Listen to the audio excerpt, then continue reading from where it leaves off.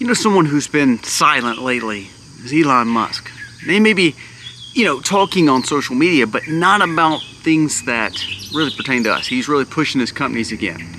And so people are like, yeah, that's great. Today we're going to talk about an announcement that he made about one of his companies. And it should startle you. Also, he made a comment about AI. You know, we constantly are talking about these things because I believe we don't see the true risk in it. There's a new report that shows that AI in our lives may actually be worse. We're going to discuss that along with what Elon said about it. Also, we're going to discuss what RFK just said yesterday. Now, he made a great statement about how someone is bought off, no doubt. And you're like, oh yeah, great job, great job. But then he made a comment about something with your health. And it actually got me very, very worried. As a conservative who wants freedom, is this really what conservatives want? Wait till you hear what he said. And I think we need to bring attention to it and awareness to it because I think it's dangerous. And then lastly, we're going to talk about New York again. Why is this movement towards this Marxist, socialist push, why is it a big deal? Especially because the guy's a Muslim. You know, what is that a big deal for, Colby? There's something we're missing. And I want you to listen to what this imam said. It's going to blow your mind. Because it talks about exactly where America is at. We are in a dangerous place. If you don't believe me, wait till you hear this. Let's dive into these stories and a few more. This video starts right now.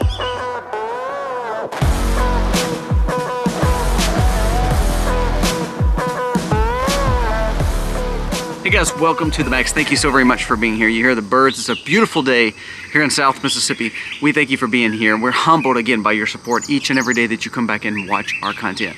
First, let's talk about what Elon Musk said and also his warning towards AI once more. We kind of talk about him a little bit and then he kind of left the, the kind of atmosphere of political talk, and I think that's a good thing for him. I think that he just realized, hey, I fought my battle. I can't win this war. I'm going to go back to and run my companies. Brilliant guy, but he did say something that kind of scared me. I want you to listen to what he said because I believe what we're getting to is a point of no return, and it scares me. Breaking, Elon Musk said Neuralink's visual implants could give humans the ability to see multispectral wavelengths, including infrared, ultraviolet, even radar, essentially granting them superhuman vision. He said they'll actually be able to literally personify and see things that may be on the other side of a wall because of the way that Neuralink is making them think. That is crazy. Now, we're at the very first part of this. Why are we thinking this is a good thing? I go back and see all these movies about, Terminator and AI, and it scares you to death. But then you also see these movies where they've built these superhumans. Okay, the smartest, richest, maybe the most iconic, brilliant man, other than, you think about someone like Einstein. He is this time period Einstein. He really is. He's coming up with things that no one could even imagine. And he's literally saying that Neuralink is allowing for people to be able to almost become superhumans to where they can not only sense and see what's in front of them, because of the radar, because of sonar, because of the bouncing off of what this Neuralink is giving them, it's actually showing them and giving them superhuman abilities to a point where they can see through walls. Now that's pretty creepy. Now think about that for your safety, your privacy, your data. Is that what you want? I want you to listen to what else he said, and this goes along with the AI thing I've been telling you about. There's a new story that said that, with this big password link, no one was able to see where these links come from and why we lost all these passwords to the 16 billion password lost last week. Remember the cyber attack? Listen to what Elon said. Elon said AI will not have a hard time figuring out where these passwords went. AI could actually find out where these passwords went and recoup them. Now here's the thing. If AI can do that, is it safe for us to think that AI won't just take our information? There's a new story that came out that said ChatGPT and Grok and other AI platforms, what we call LLMs, large language models, are actually making Americans dumber. He said, this is not a qualm. This is not a kind of satire article. He said, Americans are so dependent already on things like just searching using LLMs that pretty much it's made people dumber because they've not done creative thinking for themselves. They've not done research for themselves. They've not become wiser for themselves. They're allowing these LLMs, these large language models, these AI platforms to ultimately be the agent that really people like the tech billionaires want them to be. That's scary. So what we're doing now is we're already dependent, and we're already seeing the dangers, and we're already seeing the superhuman capabilities of what some of this new technology is. Within 5 years, they said people will not need to drive, especially in the cities. Within 5 years, there will be major changes to trucking and to trains and to transportation and to getting the goods to us because humans will not be needed. Are we really ready to see a point where humans are not needed? Now, here's the thing that's even scarier. Colby, you can't fix it. You're right. You know how you can fix it? EMP. You know how dangerous an EMP would be? It would take us back to the Stone Age to a point where 90% of people will either perish or literally be so completely inept when it comes to health, food, and safety that they would be wanting to perish. They said that only 10% of people would live through a major EMP that lasts a long time. So there's no fixing the situation we're in. We've now allowed AI to be part of our lives. And sadly, we can't stop it. Here's another thing. MasterCard just came out with what they call Chainlink. Chainlink allows for you to use your debit cards, credit cards to tie it to your tokenization, to tie it to your stable coins. All these big banks are pushing this because it allows for that digitized footprint. Let's go back to what Elon just said. He said AI platforms won't lose your data, and they can retrieve your data. If they can retrieve your data, don't they think they can steal your data? If you put all your money on these platforms, these apps, and every one of these things have two-factor authenticities. All these things have your information, your PINs, your passwords. If, like Elon said, if they have the capabilities of retrieving passwords, finding your information, causing for not to being locked out, in the hands of someone very powerful, AI could pretty much take every part of your life, and you have no idea. And you will not be able to get it back. Because guess what? If everything that we own is now on apps and on digitized currencies, even things like MasterCard and Visa that are starting to embrace it, shouldn't it scare you? Now let's stop just for a second. I want to read this new article because this proves my point of how you have to live in a parallel society. People think that this is the way to go. Crypto is the way to go. Everybody should do this. This is the way. Central banks have been buying up more than 1,000 tons of gold for each of the last 3 years. They are set to continue this pace, even down to realizing that metals is the key. The biggest countries and strongest countries, the main players in the world, aren't just telling people to buy crypto. They're telling people to buy crypto at the same time they're buying gold. Now, America seems to be buying crypto, which is crazy, which is pushing crypto. But the truth is, what are your banks doing? What are your true financial providers doing? They're telling you that they're backed in crypto. They're telling you they're going to build these stable coins. They're telling you this is the best way. At the same time, they're buying precious metals, gold, rare earth minerals, and investing in tonnage of gold. What that should show you is, while everybody's telling you to put everything you own on platforms, Elon Musk is telling you he's got ways to hack it. AI has ways to save it or take it. And your government's telling you, put everything on it. You'll be safe. You'll be fine. Don't you think this is setting up for a very bad situation? You know, one thing is for sure, that anything that government touches and anything that government is part of, they make things difficult, don't they? Especially Medicare. But because my parents are getting older, my dad just turned 65, my mom is right there at it, I started doing the research and I found a way that is simpler. Not only could it help them, but it actually can help you too. If you're 65 and older, please listen to this. How many times have you opened your mailbox or got a call about Medicare, about all these plans, all these parts that you should be on? It's confusing, isn't it?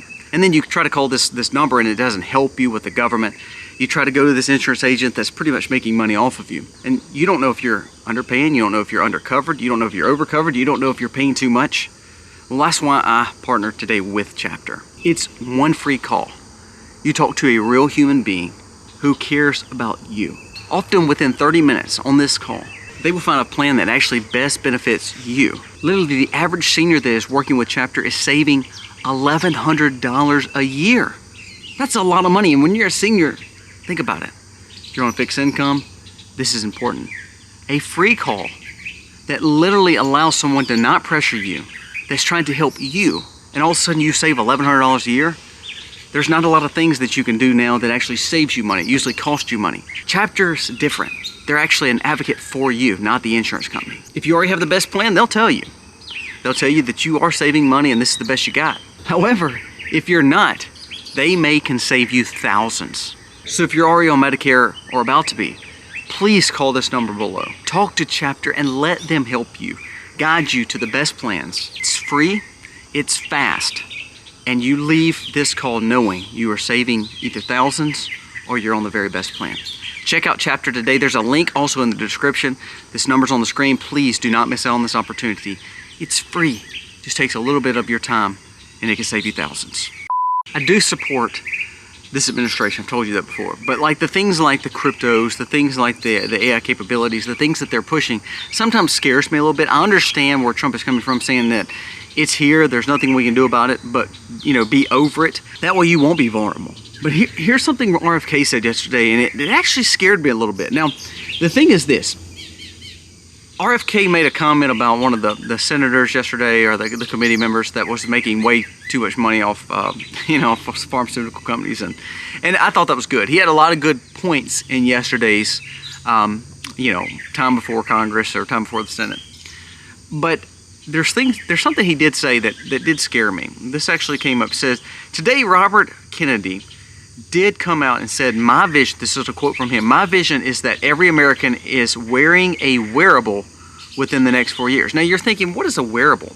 Well, I'm gonna show you, for instance, what a wearable is. So you see these kind of smart watches. Our family used to wear these all the time. We really don't wear them, but I wanted to wear this for this video.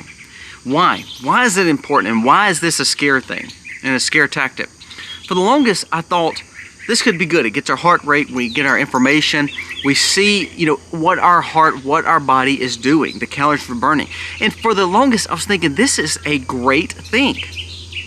But then I started thinking about what AI is doing and what Elon said. The fact that we have something that is being pushed now by people, even like RFK, that is wanting to let people get their health in their hands. That sounds good, doesn't it? It sounds great that you can see what your health is. And I don't think that is a bad thing to say, that I can access my health information and figure out what my health is at my home, having some kind of wearable to put on to check what I need to check, and then I know the information. Here's the problem. What the wearable does, it is collecting your data. Not only is it giving your data to you, it's giving your data to a database. You know that database we talked about, such as the one that DHS was pushing for Real ID? You know that database that Trump is allowing Palantir to have? Now we're seeing another database that is going to help formulate your health and medical information. Here's what scares me. What has government actually done right? We're going to talk about that with the New York City situation in just a second. But when we compare things like, Medicare, like we just spoke of, like the United States Postal Service, like anything that government touches, does it actually benefit us or cause us more problems? Well, the more that we're allowing government in our lives, the more we're allowing them in our money, the more we're allowing them to have our data and our health. How serious is this? I want to keep on going to what the story said about Robert Kennedy. It says, to me, this is almost corruption at its finest. For instance, a lot of the Surgeon General, Casey Means, who I actually like, is tied to Wearables, a company that gets information about you. It's kind of like the Palantir situation. The HHS Secretary is advocating for personal enrichment. However, this personal enrichment is allowing for your health data and all other Americans to be collected. Now, am I saying that it's wrong for us to know our information? No, but it's kind of like the crypto thing. It's kind of like the AI thing. It's kind of like the digitized footprint. If everything that we have, everything that we own, every part of our ability, every metric of ours, every health data point that we have is hackable now, is allowed to get and use for your vulnerabilities to get information and manipulate you, that is not a good thing. So when he came out and said that I believe that every person should have some kind of wearable device or data point within the next 4 years, that scared me. That's kind of like Kristi Noem coming out and pushing for Real ID. That's kind of like this administration pushing for Palantir to get information of ours. I'm sorry, it actually scares me. And as we talked about in the first point with AI and with the fact of Neuralink, there's no stopping this except for completely destroying our technological grid. Well, that's not going to happen because it would actually cause for harm of 90% of people. We're to a point where here's what we've got to do. One thing we should do is learn from people like the Amish, from communities that say, I don't actually need these things that the world has given us. And so I go back to our Christian roots. You know, we got to get away from just saying that everything that we're getting, all these conveniences and all these comforts are actually good for us.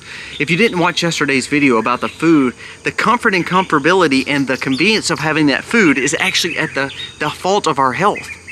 Go back and watch yesterday's video. Those things that we're typically buying are actually bad for us because of what they're doing to our food, because they're allowing it to last longer for your convenience. Sometimes convenience and comfortability is actually not good for us, is it?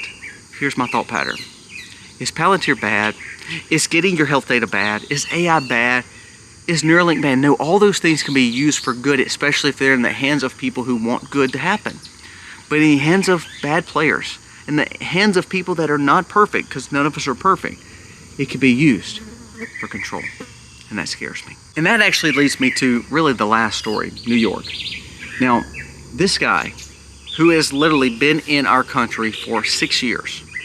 This guy just won the Democrat nod, which means he will win the mayorship of New York City.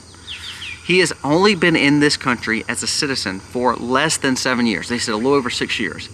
He's 33. He will be running the biggest city in America.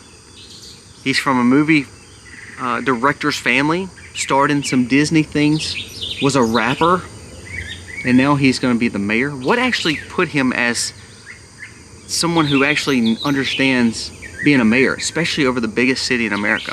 What we don't realize is New York City is the hub for America. It doesn't matter if you agree with their politics or even agree with them. The economic benefit of New York and New York City really sets policy for America, and that's scary. We saw this happen in London. We said it would never happen here. This guy is now the leader and will be the leader of New York City. He actually says he wants to fill City Hall with Muslims. Does that make you feel better? He actually says we want government-run things, not capitalism. He's an open Marxist. He actually believes that government should be running grocery stores and quote-unquote helping people out. Do you realize what that means? That means what he just said was he is going to basically shut down all the bodegas, all the other grocery stores, all the privately owned things because he wants the government to own it. Here's the benefit. Those government-owned grocery stores, and actually what's so funny is, again, what has government done that actually has benefited you, and what have they touched that actually has benefited you? Their healthcare system is a joke. Their Social Security is a joke. The fact that we believe that United States Postal Service is doing good, you get what I'm saying? I mean, really, when government's involvement is actually not a good thing. But he wants these government grocery stores. He wants to fix the prices to where people cannot use private grocery stores or bodegas. He wants us to use the government. Here's how they benefit, though. They don't have to pay property tax. They don't have to worry about being taxed by the government. At the same time, he's saying he will tax the rich. Did you know that less than 1% of the people in New York City actually pays almost half of the tax basis for New York City? What happens if all of a sudden he pulls the taxes up like he said? He said he wants to tax the rich. That same 1% or less who is paying 50% of the tax basis for New York City, do you honestly believe they're going to just stay in New York City? They're going to do like Elon Musk. They're going to do like Donald Trump. They're going to do like most of the other millionaires and billionaires. They're going to leave. What happens to the tax basis? More taxation. He actually says taxation is not theft. He believes that taxation is what we need in America. And he basically is saying this is what we want in New York City. We want to defund the police. We want to make sure that DEI is forefront. We want to make sure that ICE is out, and we want to make sure that New York stays quote unquote free. What he's doing is he's building a Marxist socialist utopia, which actually is not a utopia, it's a dystopia.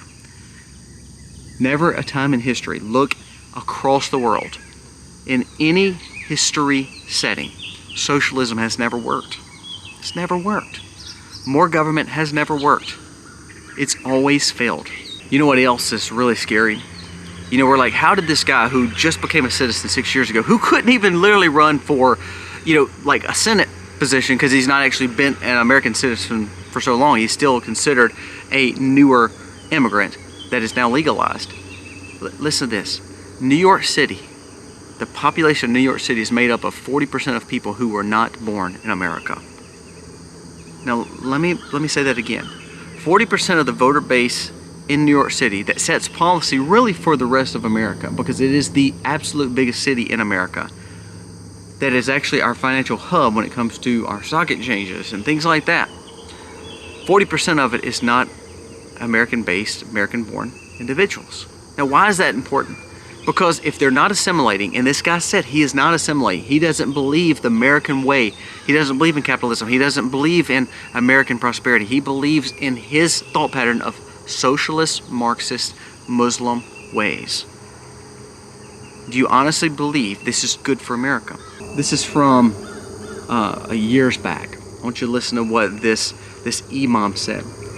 He said, the reason that typical Muslims and radical Muslims consistently align with and vote for the left and want the left to be a part of their platform, even when they truly hate their politics. Listen to this. He says, they know that liberals are naive and easily manipulated. In contrast, they fear conservatives who stand by firm principles because they are much harder to impact and influence. I showed you a map a few days ago. Where do you see the immigrants coming now, the Muslim immigrants coming? They're trying to go to conservative states to flip those states. But this imam from literally 10 years ago stated, his name is Muhammad Tawhidi. He said, we stick with the left, and we stick with the activists, and we stick with the liberals, and we stick with the Democrats because they're easily manipulated to believe in what we believe. We can easily manipulate them and radicalize them and sway them. Kind of fits the narrative of exactly what's happening in London, UK, Rottingham, in Canada, and now you see it first in this American city, the biggest one around.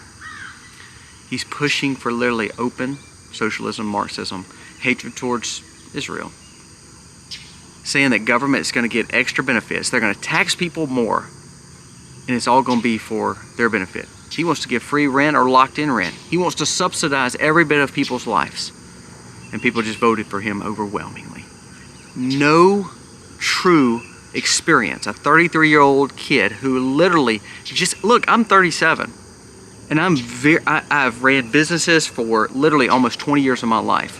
Can a younger person do a job that we think that needs someone very wise? Absolutely, a younger person can do it.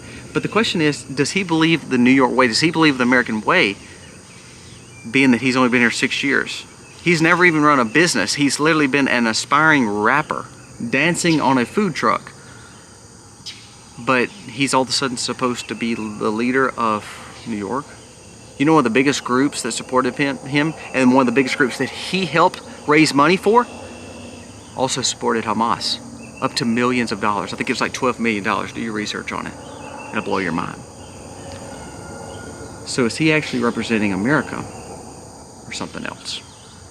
So when you talk about AI, the dangers of it, when you talk about the fact that they want digitized wearables for all humans and all Americans, and all of a sudden you hear the story that literally one of our biggest cities is going to someone who doesn't believe in freedom, liberty, or even American virtue, it's unbelievable. Guys, pay attention to these stories. We're on the cusp of either a great awakening, a great revival, or a great reset. And sadly, I don't know whose side anyone's on anymore, and I don't know who to trust, because what I'm seeing now is we're wanting, even this administration is wanting to get more information of ours to put us in databases, which is scary. And the other side is wanting to rule over us too. What it comes down to is, who's looking out for you? That's why we prep. That's why we homestead. That's why we live sustainable. That's why we look to Jesus to always be there. Because ultimately, man will fail us. Guys, not to be a Debbie Downer, it's just being honest today. Let's find hope. And sadly, we can't find hope in any of these players. Our hope is always in something bigger than us. Spiritual. It's in God. Pay attention to these stories. Also check out, remember, Chapters. I'm not trying to sell you anything. I'm trying to save you money. And Chapters can easily help you do that. Please go check out Chapters. They're just wanting to save you money. They're an advocate for you. Go check with them today and see if you can save some money. Especially if you're older and on a fixed income. This will benefit you more than anyone. Guys, thank you for watching. God bless.